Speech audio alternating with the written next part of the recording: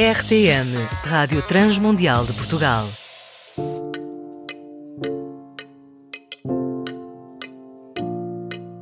E chegamos ao fim das análises que temos vindo a fazer dos livros das Crónicas de Nárnia. Esperamos que vocês tenham gostado tanto desta série quanto nós, mas eu não quero já soar a despedida, porque ficou prometido que seriam 2 meses intensos e assim nós vamos cumprir a nossa promessa. Por isso hoje temos o último livro desta saga que conta com o fim da história de Nárnia. Mas será que é mesmo o fim? Bom, como vocês já sabem, eu não gosto de falar do assunto sozinha e por isso eu tenho comigo novamente a Gabriela Saltier. Ela que é bióloga, atualmente é professora de Biologia e ainda produz conteúdo para a sua página de Instagram e podcast Falei com Amor. E eu, sou Ana Margarida e começa agora mais um Entre Linhas.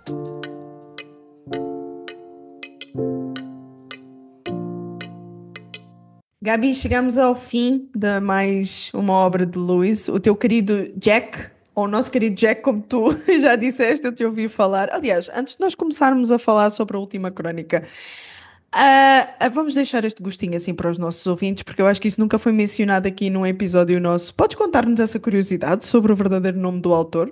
Posso, claro. Na verdade, C.S. Lewis se chama Clive Staple Lewis, né? Ele é irlandês, nasceu na Irlanda, em Belfast. Só que ele conta no livro Surpreendido pela Alegria, que é a autobiografia, que quando ele tinha cerca de 4, 5 anos, ele enfiou na cabeça que ele queria ser chamado de Jack C. E ele chegou para a família dele e falou: eu quero que vocês me chamem de Jack C. E passou a responder só por Jack C, né? E ficou um apelido ali desde criança, e então de Jack C passou a ser Jack, e então a família passou a chamá-lo só de Jack. E é por isso que a gente chama ele de nosso querido Jack, porque ele quis. Então foi algo que chegou um momento que ele quis ser chamado assim, e não tem nada a ver com o nome dele, mas foi algo que ele mesmo escolheu. Ele decidiu assim, então imagina se ele fosse vivo hoje em dia, já teria uma carrada de anos, isso é verdade, mas imagina só, ele assim, não, quero ser Jack, agora não como uma criança que vai impor as suas vontades, mas como um velho na sua postura já de idade, agora o que é que me volta a chamar Jack? Achas, Aham. achas que ia dar problema na hora de lançar os livros? Fica o codinome, né? Tem muito autor que faz isso. Eu lembro que o Lemony Snicket mesmo é um Sim, das codinome. desventuras em Aham. série. Uhum. Também é muito bom. Então, eu amo os livros, né, da Desventuras. Hum, olha que Amo, ideia que ficou aqui amo. no ar. Minha coleção tá aqui atrás, não sei se dá para ver, mas foi através de Desventuras que eu comecei uma vida de leitura de fato, né? Eu tinha meus 12, 13 anos, assim, apaixonada pela história. Mas então, Jack ficou, e hoje a gente chama ele de Jack. E, se eu não me engano, Tolkien chamava ele de Jack também. O C.S. Lewis chamava Tolkien de Tollers, né? E eles tinham esses apelidos carinhosos ali. É verdade. E agora também deixamos aqui a pulga atrás na orelha para os nossos ouvintes. Mas a gente depois logo volta a tocar no assunto. Bom, nós estamos diante do fim da história, da saga, das crónicas. Só que parece-me que é um dos livros com os relatos assim mais confusos, maldosos, desesperantes. É muito cruel. É muito cruel. O que é que tu pensas sobre o facto de Lewis não se ter poupado em mostrar tanta crueldade neste livro? Ou seja, é no sentido em que nós estamos a falar de livros infanto-juvenis, pelo menos são classificados dessa forma, e parece-me, pelo menos foi como eu consegui ver a coisa, foi quase como se, eu não sei se já leste Harry Potter ou se acompanhaste os filmes, e não quero entrar aqui na discussão, não é? Porque há pessoas cristãs que não veem Harry Aham. Potter, mas pronto, vamos chegar aqui só aos termos gerais. Nós começamos com uma história muito leve, ok? Há ali os desafios em cada filme, em cada livro, mas depois começa-se a tornar tudo muito mais denso, começa-se a tornar tudo muito mais escuro, ou seja, vê-se o crescimento das personagens, mas também o crescimento dos desafios. Ah, como é que Lewis chega a esta conclusão, tendo em conta que trata-se de histórias para crianças, mas ele aqui começa a abordar assuntos bem mais complicados? Se a gente for pensar no universo de Harry Potter, que eu já li, já assisti também, a gente tem que pensar assim, que C.S. Lewis começou escrevendo para crianças, então em 1950, mas a última batalha foi lançada em 56. Então, aquela criança, quem sabe de 6, 7 anos que começou a ler as Crônicas de Nárnia, hoje já teria, então, 12 anos, porque se ela acompanhou o lançamento dos livros, já não era mais uma criança, já se tratava de uma adolescente, que, assim como os fãs de Harry Potter, cresceram junto com os personagens. Então, a densidade do livro e até mesmo a espessura do livro foi aumentando, né? E eu percebo, então, que talvez C.S. Lewis tenha pensado nesse crescimento e amadurecimento do público dele, porque os irmãos Pevensie estavam crescendo, passou ali, mesmo que o tempo em Nárnia fosse diferente, passava pelo menos um ano de intervalo entre um livro e outro, né? E entre uma história e outra, uma crônica e outra. As coisas não aconteciam uma crônica logo depois da outra. E eu penso que então ele quis demonstrar no livro dele o amadurecimento do personagem, do irmão Pevensie, do Eustáquio, da Gil, mas também do leitor final. Porque você não é o mesmo, se você acompanhou o lançamento dos livros, você não é o mesmo no começo e no fim. Hoje não, as crianças vão ter acesso ao mesmo tempo ao primeiro e último livro, né? Mas na época não. Então eu acho que o nosso queridíssimo Jack pensou nisso, no fato do amadurecimento do público e da necessidade também de amadurecer um pouco a história, porque começou como uma história de criança, um encanto de um guarda-roupa, mas as coisas foram ficando complicadas dentro de Nárnia mesmo, né? Então, eu acredito que ele quis mostrar isso, que, olha, as coisas estão complicadas aqui dentro de Nárnia. Acreditas também que poderia ter sido, isto agora sou eu a divagar um pouco, mas acreditas também poderia ter sido ele, enquanto escritor, querer amadurecer um pouquinho mais os leitores, digo no sentido em que, vamos lá ver se eu consigo explicar isto bem, amadurecer os leitores no sentido de começar a ter acesso a uma leitura um pouquinho mais densa, um bocadinho mais pesada, um pouquinho mais de vão se preparando porque a partir de agora já estão aptos para começarem outro tipo de leitura sem ser esta. Eu Consegues acho entender o que meu sim. ponto? Aham, entendo. Eu acho que sim, até porque se C.S. Lewis tentou esconder de alguma forma o cristianismo dentro de Nárnia, em A Última Batalha ele não tenta mais, porque isso fica muito nítido, fica assim, inclusive com o final da crônica. Então, quando ele começou a escrever Nárnia, ele mesmo diz que as coisas não começaram com Aslan, com a figura do leão. O leão surgiu ali no meio da história e deu sentido a tudo, mas começou com um fauno carregando um guarda-chuva. Só que eu acredito assim que C.S. Lewis, depois que ele viu que já era uma história de cristianismo mesmo, então a gente vai deixar esse cristianismo mais maduro. E mais maduro porque, como ele terminou ali em 56, nossa, ele já tinha passado por tanta coisa na vida dele e publicado tantos livros densos, né? Assim, na vida cristã, que eu acho que ele já. Acho que ele pensou assim: vamos desse jeito mesmo, joga tudo pro alto e agora é hora de falar. Talvez tenha sido isso, sabe? Eu vou colocar tudo aqui mesmo e é isso também. Eu gosto disso, sabes? Porque eu estou a fugir um pouquinho aqui do roteiro, vou ser sincera, mas Aham. fico com essa sensação de que será que também o facto de estar tão exposto aqui a alegorias e referências ao cristianismo, tanto que quem não é cristão, daquilo que eu depois fui fazer também de pesquisa, consegue identificar o que é que se passa ali. Será que também não tinha a ver um pouquinho com, lá está, tu falaste sobre isso e muito bem, ele já tinha lançado tantos outros livros, já tinha passado por tanta coisa na vida. Será que ele ali já não estava disposto a expor um pouquinho mais acerca também da evolução espiritual dele? Porque lá está, o escritor ele acaba por não conseguir fugir daquilo que ele também vive eternamente. Uhum. Internamente, parecia que era eternamente, mas eternamente também. Também tá, aham, Mas também cabe. internamente, será que era isso também? Ele, naquela urgência de, pá, isto é o que eu tenho agora para oferecer. Foi até aqui que eu cresci. Eu acho que sim também, até porque se a gente for pensar por que C.S. Lewis escreveu Nárnia, porque assim, em 47 ele tinha escrito Milagres e uma aluna de C.S. Lewis escreveu várias coisas contra Milagres, falando, apontando os erros dele, uma aluna dele. E isso mexeu tanto com ele que ele fez uma segunda edição com essas correções que ele achou plausível, só que ele abandonou a escrita apologética e ele falou: eu vou escrever um pouco de fantasia. E aí ele foi para Nárnia. Eu falei, gente, eu queria desistir das coisas e escrever Nárnia. Tipo assim, cansei. Agora acho que eu vou escrever uma fantasia que pega e escreve um negócio tipo Nárnia. Quem que faz isso? Mas enfim. E aí ele saiu da apologética e foi para Nárnia. Só que se a gente pensar que C.S. Lewis, ao longo de Nárnia, né, nesses 6 anos de Nárnia, ele escreveu Cristianismo Puro e Simples, sabe? Poucos anos depois, ele deu para gente os Quatro Amores. Então, olha só como C.S. Lewis estava maduro na fé dele, porque a conversão dele tinha ficado lá para trás. Assim, já fazia mais de 10 anos que C.S. Lewis estava escrevendo Apologética. Ele tinha começado lá em 1940, né?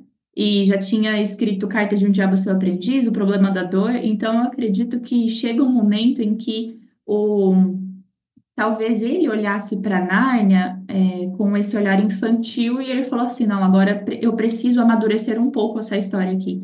E assim, o final de Nárnia foi muito perfeito, com ressalvas, assim, não foi do jeito que a gente queria que tivesse terminado, mas foi um final muito perfeito, fechou todas as pontas, então eu precisava. Exato, exato. Atenção, o final, pelo que eu tive a ver também do que se passa dentro do público na internet, gerou muita confusão o final da Nárnia. Mas lá está, eu não quero fugir aqui do roteiro. Embora Volta, volta. eu já tivesse aqui super aguçada. Mas vamos aqui por doses homeopáticas até para ajudar os nossos ouvintes a não terem uma crise de ansiedade. Olha, antes de nós analisarmos então mais coisas acerca do que nós achamos sobre esta leitura, eu gostaria que tu falasses sobre duas personagens que aparecem, que nunca se ouviram falar delas, que é o macaco e o burro, cada um tem o seu nome. Eu gostaria que tu falasses sobre isso. A sensação que me dá, porque eu lembro-me que já falei em off contigo sobre isso também, é da crueldade que esse macaco faz.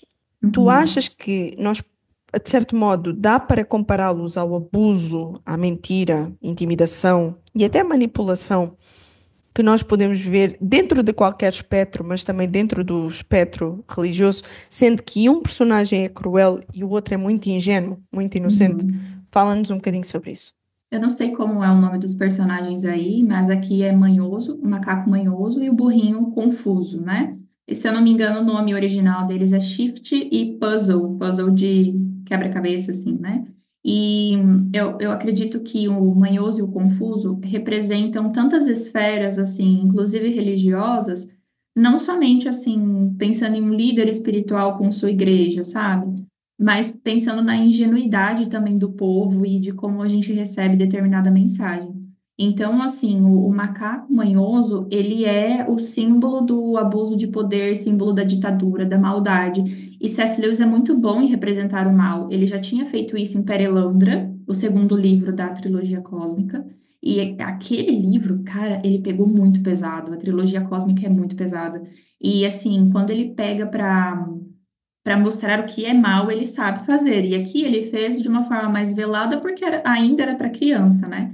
Mas então o manhoso, ele tem aquela coisa, talvez a tradução seja manhoso, porque ele consegue as coisas daquele jeitinho, tipo, ele tenta convencer de que não, o que eu tô falando é pro seu bem, o que eu tô falando é porque eu tô preocupado com você. E ao mesmo tempo a gente percebe uma ingenuidade tremenda do confuso, em que ele realmente fala assim, bom, não, o manhoso jamais pensaria o mal, então ele está fazendo isso porque ele quer me ver bem. E aí a gente pensa ali nos narnianos, em como eles acreditaram aquela fé cega. Eu sei que nós precisamos crer sem ver, né?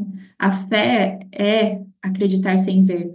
Mas eles acreditavam em coisas que não vinham de Aslan, que não eram características de Aslan. E isso mostra em como nós temos o abuso do poder, nós temos pessoas ingênuas obedecendo, e nós temos um público, hoje, cristãos cegos, porque não conhecem a Deus e aceitam o que dizem ser Deus. Porque hoje as pessoas não buscam aquele relacionamento em primeira pessoa com Deus, e aí, se Deus é para você o que te dizem que ele é, você acredita em qualquer coisa. E aqui o livro, isso é retratado de uma forma muito pura, assim, é o mal da forma mais pura que existe. Essa é a maldade, essa é a ingenuidade, e eu diria que essa é até a apatia e até mesmo burrice. E Deus não nos chama para um lugar de ignorância. E aqui nós vemos um público ignorante.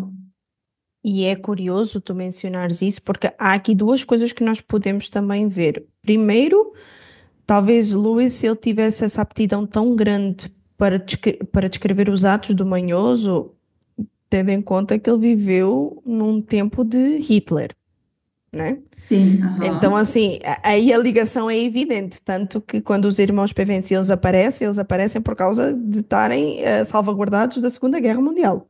Por Sim, isso é que vão parar aham. lá à casa daquele professor. E depois é essa mentira que ronda, porque encontram uma pelagem de leão. Ah, agora vamos aqui mentir, dizer que Aslan chegou. E agora, bom, o burro tem quatro patas, o leão tem quatro patas, vamos pôr a Aham. pelagem em cima do burro. E ele aceita isso. Tu crês muito que essa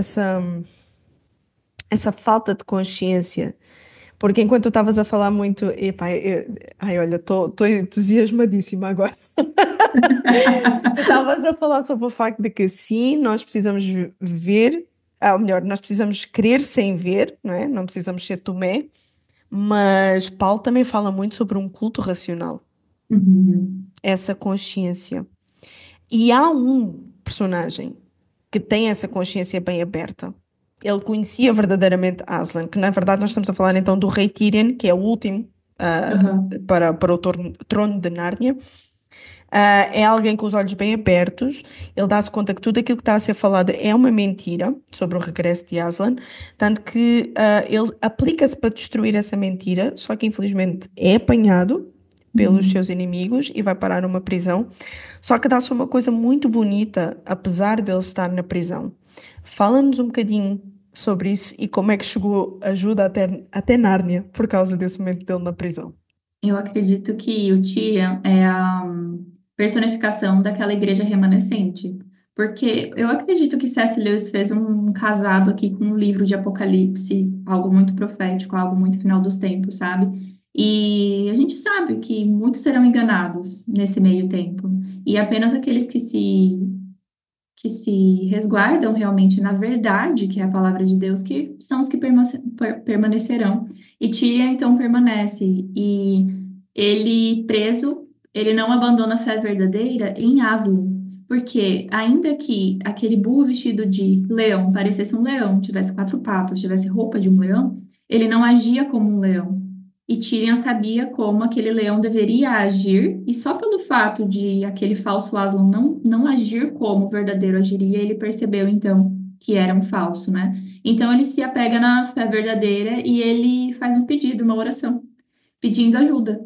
E a ajuda vem, né? É dessa forma então que Eustáquio e a Jill voltam para a história. E esses dois da cadeira de prata realmente voltam para a história. E é inacreditável que é Eustáquio, o dragão, que volta, né? Só que agora como um personagem totalmente novo. E eles são amigos de Narnia e eles são chamados de volta para ajudar. E eles vêm com coragem e compromisso, assim como eles tinham adquirido ali na história contra os Calormanos, e agora eles estão novamente contra o exército dos Calormanos, né? Então, eu acho que essa cena reforça a necessidade da fé verdadeira, da perseverança pela busca da verdade, verdade com V maiúsculo, que ainda que tudo pareça perdido, a verdadeira ajuda virá do verdadeiro Aslan. E para isso é preciso conhecê-lo bem, sem dúvida. Sim. E eu acho curioso porque os dois que regressaram são dois que tiveram cada um a sua experiência com Aslan. Aliás, à medida que a gente foi analisando cada livro, dá para perceber isso. As personagens, cada uma tem a sua experiência com Aslan. Com Então, Aslan. não há como não saber quem Aslan realmente é de verdade. Aham.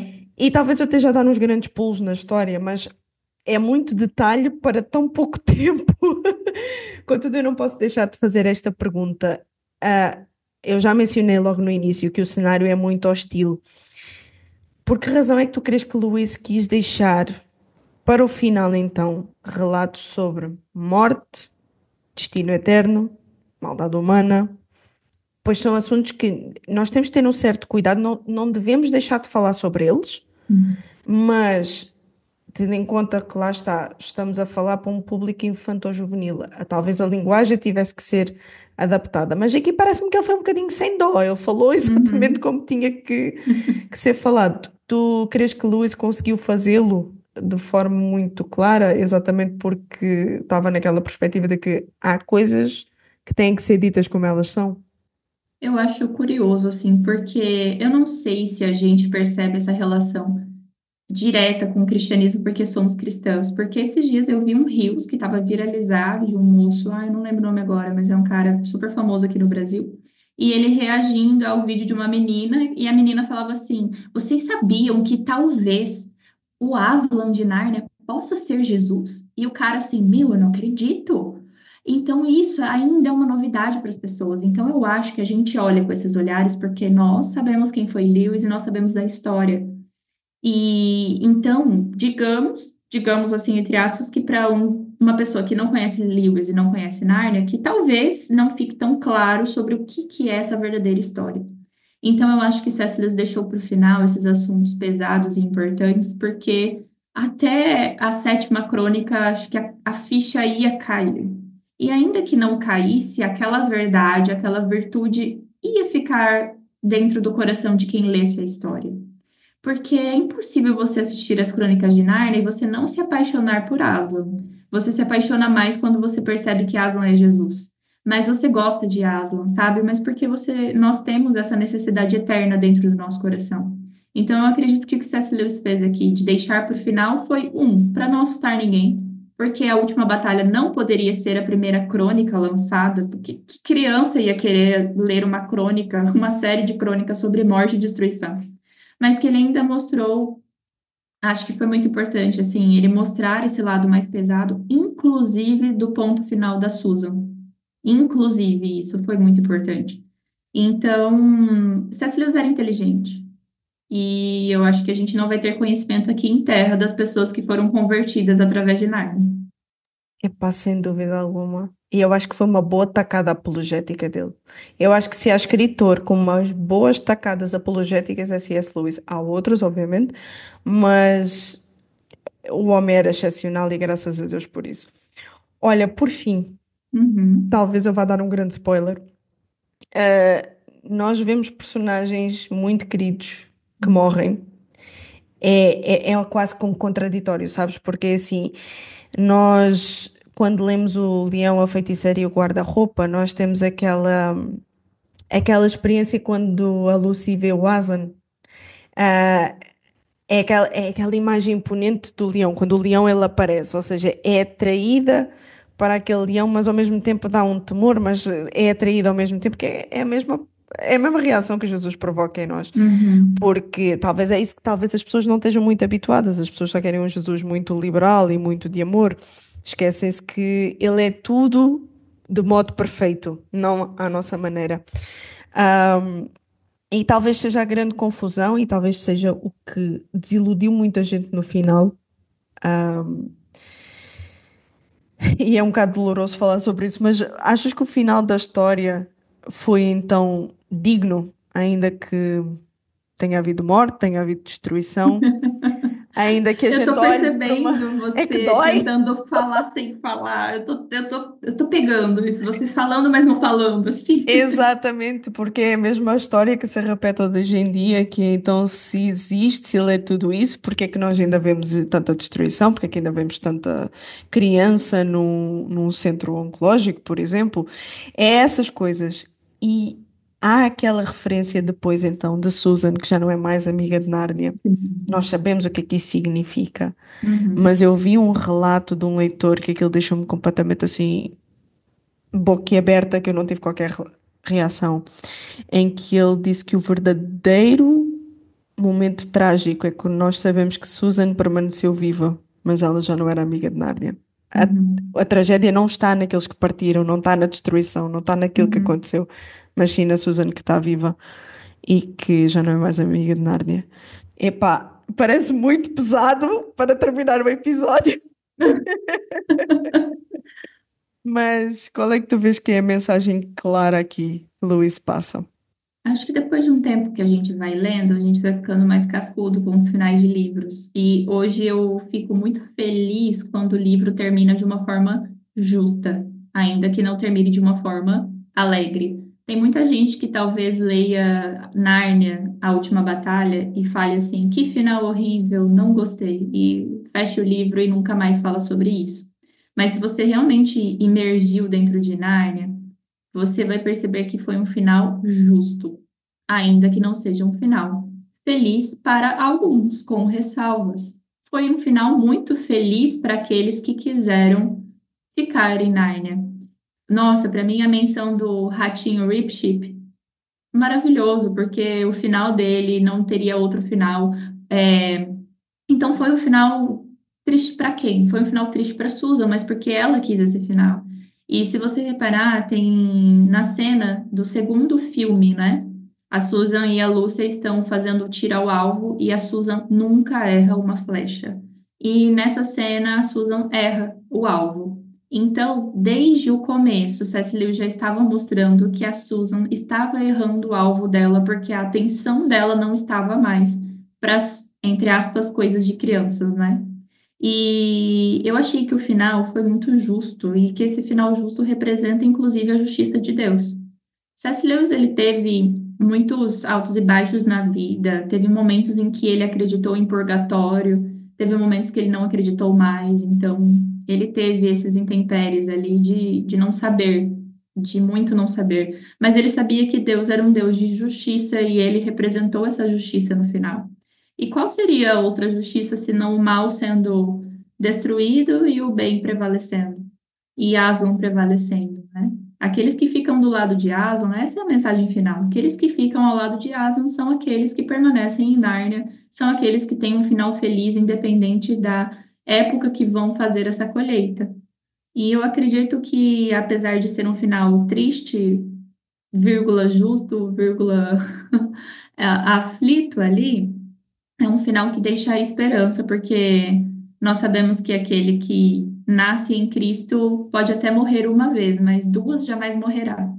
E Susan, ainda que permaneça viva, a morte dela será muito mais dolorosa, porque será a morte eterna. Mas para aqueles que ficam com Aslan, isso não vai acontecer. Então, acredito que o livro poderia terminar com não temas, não tenham medo, porque o pior já passou, a antiga ordem já vai ter passado.